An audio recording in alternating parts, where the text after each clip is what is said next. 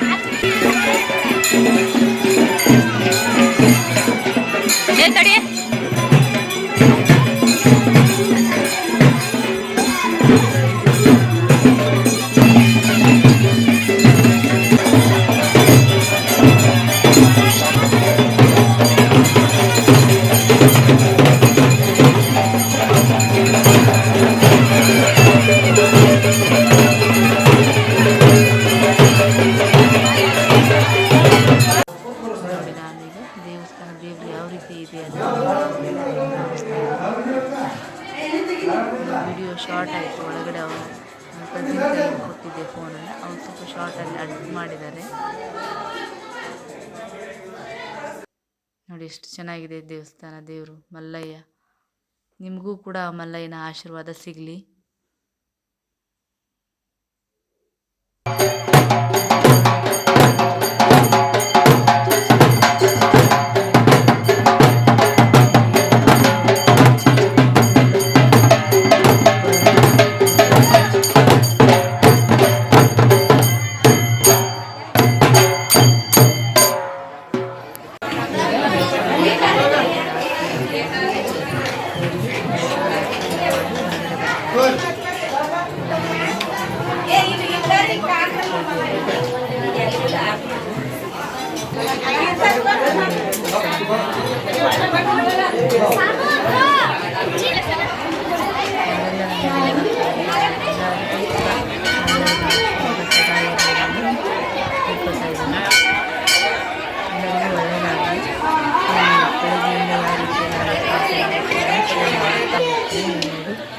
ಚಿಕ್ಕದಾದಂಥ ಕಳಶಗಳಿದ್ದಾವೆ.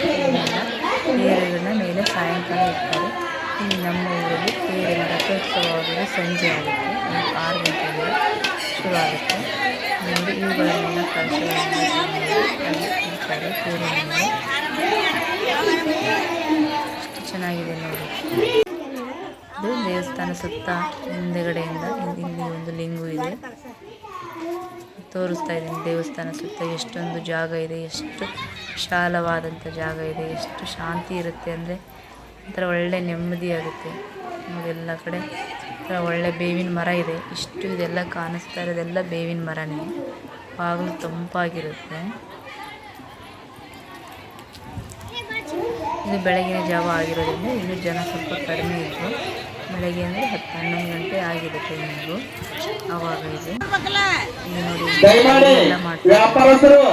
ನೋಡಿ ದೊಡ್ಡ ಒಂದು 5-6 ಸಾವಿರ ಜನ ಸೇರಿರ್ತಾರೆ ಇಲ್ಲಿ ಸಂಜೆ ಹೊತ್ತಲ್ಲಿ. ಮಧ್ಯಾಹ್ನದಿಂದನೇ ಕೂಡ ಕೂಡ ಬೆಳಗ್ಗೆ ಪಾಯಸ ಮತ್ತು 5 ದಿನಗಳ ಕಾಲನೂ ಕೂಡ ಮಾಡಿರ್ತಾರೆ. ಇದಕ್ಕೆ 5ನೇ ದಿನದಾಗಿರೋದ್ರಿಂದ ಕಾರ್ಯಕ್ರಮ ಮುಗಿಸ್ತಾರೆ. ಜಯಮಂಗಲಂ ಜಯ ನಮಃ ಪಾರ್ವತೇಶ್ವರ ಜಾತ್ರೆ ಹೋಗ್ಬರೋಣ ಅಂತ ಪಂಚಾಕ್ಷರ ಮಣಪಮಾಂ ಪಂಚ ಸೂತ್ರ ಕೃತೋ ವಂದೇ ಪಂಚಾಚಾರ್ಯಾನ್ ಜಗದ್ಗುರು ವಿಶ್ವೇಶಲಿಂಗ ವಿಬೋಧಕಂ ವಿಶ್ವಮಂಗಲ ಸದಾವಂದಂ ವಿಶ್ವರಾಜಾನ್ ಜಗದ್ಗುರು. ನೋಡ್ಕೊಂಡ್ಬನ್ನಿ ಜಾತ್ರೆ ಹೇಗೆಲ್ಲ ಗುರುವಿನ ಸ್ಥಾನದೊಳಗಿರುವಂಥವ್ರು ನಮ್ಮ ಕಾರ್ಯಕ್ರಮದಲ್ಲಿ ಗಿರ್ಸಾಗರದ ರುದ್ರಮುನಿ ಶಿವಾಚಾರ್ಯ ಮಹಾಸ್ವಾಮಿಗಳವರು ಅವರ ನಾವು ನೋಡಿದ ಹಂಗೆ ಬಹುಶಃ ಯಾರ್ಯಾರಿಗೆ ಎದ್ರೊಳಗೆ ಸುಖ ಸಿಗ್ತತೋ ಯಾರ್ಯಾರಿಗೆ ಎದ್ರೊಳಗೆ ಸಂತೋಷ ಸಿಗ್ತತೋ ಗೊತ್ತಿಲ್ಲ. ನಮ್ಮ ಗಿರ್ಸಾಗರದ ಪರಮ ಪೂಜ್ಯರಿಗೆ ಯಾವ್ದಾರ ಒಂದು ಸುಖ ಸಿಗ್ತೈತಿ ಅಂದ್ರೆ ಅದು ಭಕ್ತರ ಸಂಪರ್ಕದೊಳಗೆ ಅವ್ರಿಗೆ ಸುಖ ಅನ್ನೋದೊಂದು ಸಿಗ್ತೈತಿ ಅನ್ನೋಂಥದ್ದು ನಾವಾದ್ರೂ ಕೊಂಡಿರ್ತಕ್ಕಂಥ ಸಂತೋಷ ಅನ್ನೋದು ಅವ್ರಿಗೆ ಸಿಗ್ತೈತಿ ಅಂತ. ಎಂಥ ಭಕ್ತರಾಗಿಗಳದಾರ ಅಂತಂದ್ರೆ ಸದಾವ ಕಾಲ ಯಾವಾಗಲೂ ಸಹಿತ ಭಕ್ತರನ್ನ ಉದ್ಧರಿಸುವಂಥ ಯಾವ್ಯಾವ ಕಷ್ಟ ಅಂತ ಬಂದ್ರೆ ಅಂತವ್ರು ಗಿರ್ಸಾಗರದ ಪರಮ ಪೂಜ್ಯರು ಅಂತಕ್ಕಂಥದ್ದು. ಅಂಥ ಪರಮ ಪೂಜ್ಯರ ಮಾರ್ಗದರ್ಶನದೊಳಗೆ ದಿವ್ಯ ಸಾನ್ನಿಧ್ಯವೊಳಗೆ ಈ ಕಾರ್ಯಕ್ರಮ ನಡ್ಕೊಂಡು ಬಂದೈತಿ ಅಂತಂದ್ರೆ ಈ ಕಾರ್ಯಕ್ರಮ ಇಷ್ಟು ಯಶಸ್ವಿ ಆಗೋದಕ್ಕೆ ಕಾರಣ ಅವರ ಗುರು ಕಾರಣ್ಯ ಅನ್ನುವಂಥ ಮಾತುಗಳನ್ನು ನಾವಾದರೂ ಸಹಿತ ಇವತ್ತಿಗೆ ಹೇಳೋದಕ್ಕೆ ಇಷ್ಟಪಡ್ತಾ ಇದ್ದೀವಿ. ಈ ಒಂದು 4 ವರ್ಷ ಆಯ್ತು ನಾನು ಈ ಕಾರ್ಯಕ್ರಮದೊಳಗೆ ಭಾಗವಹಿಸಾಕತ್ತೀನಿ.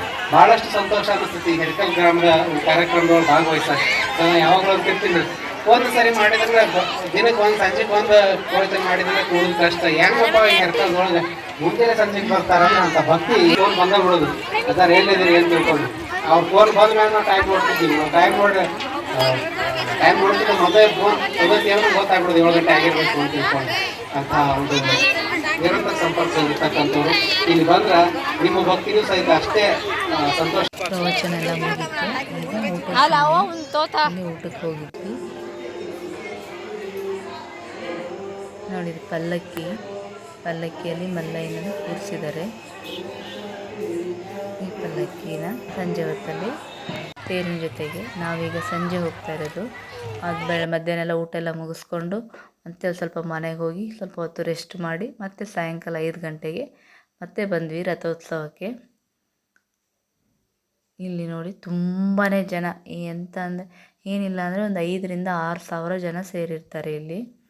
ಹಾಗಾಗಿ ತುಂಬ ರಶ್ ಇರುತ್ತೆ. ಬೆಳಗ್ಗೆ ಅಷ್ಟು ಇರಲಿಲ್ಲ, ಮಧ್ಯಾಹ್ನ ಆ ಟೈಮಲ್ಲೆಲ್ಲ. ಈಗ ಸಂಜೆ ರಥೋತ್ಸವ ಇರೋದರಿಂದ ತುಂಬ ಜನ ಬಂದಿರ್ತಾರೆ. ಬನ್ನಿ ಇಲ್ಲಿ ನಮ್ಮೂರಲ್ಲಿ ಯಾವ ರೀತಿ ರಥೋತ್ಸವ ಆಯಿತು ಅಂತ ನಿಮ್ಮ ಜೊತೆ ಶೇರ್ ಮಾಡ್ಕೊತಾ ಇದ್ದೀನಿ.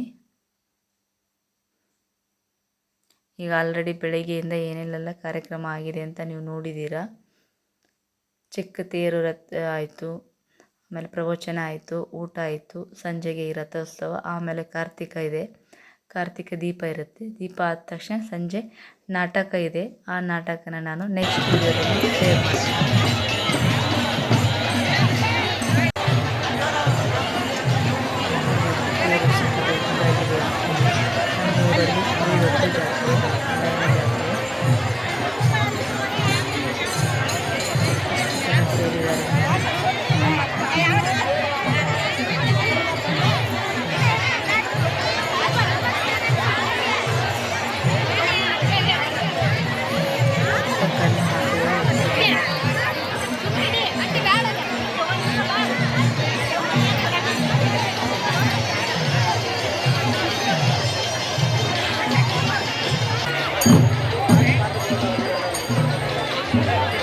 ಈಗ ಫಸ್ಟು ಪಲ್ಲಕ್ಕಿ ಹೋಗ್ತಾರೆ.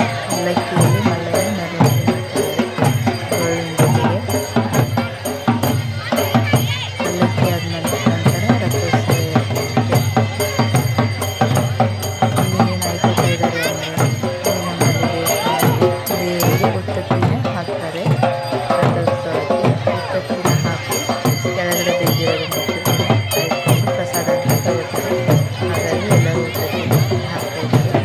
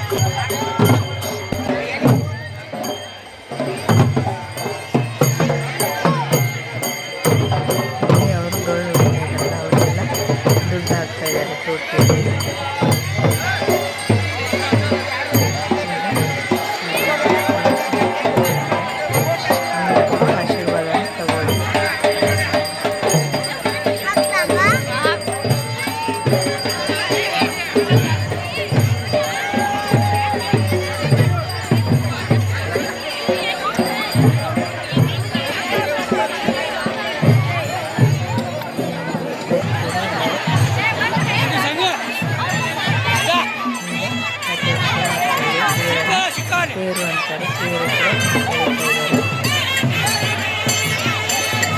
ಬೆಳೀತಿದ್ದಾರೆ. ದೊಡ್ಡದಾಗಿದೆ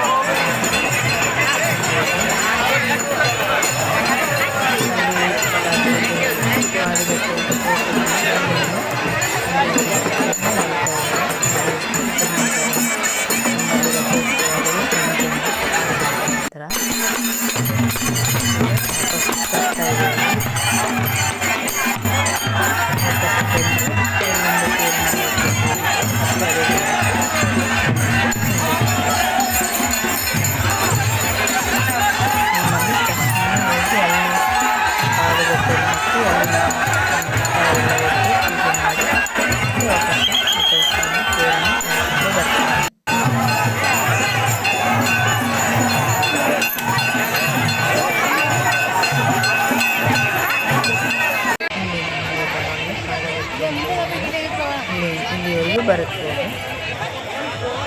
ಇದು ಒಂದು ಸ್ವಲ್ಪ ಜಾತ್ರೆಯಲ್ಲಿ ಏನೆಲ್ಲ ಬಂದಿತ್ತು ನೋಡ್ಕೊಂಡ್ಬನ್ನಿ. ಇನ್ನು ಯಾರೆಲ್ಲ ನನ್ನ ವಿಡಿಯೋನ ನೋಡಿದ್ರು ಪ್ಲೀಸ್ ಸಬ್ಸ್ಕ್ರೈಬ್ ಮಾಡ್ಕೊಂಡು ನೋಡಿ. ಇನ್ನು ಹೀಗೆ ಒಳ್ಳೊಳ್ಳೆ ವಿಡಿಯೋಗಳನ್ನು ಅಪ್ಲೋಡ್ ಮಾಡ್ತಾ ಇರ್ತೀವಿ.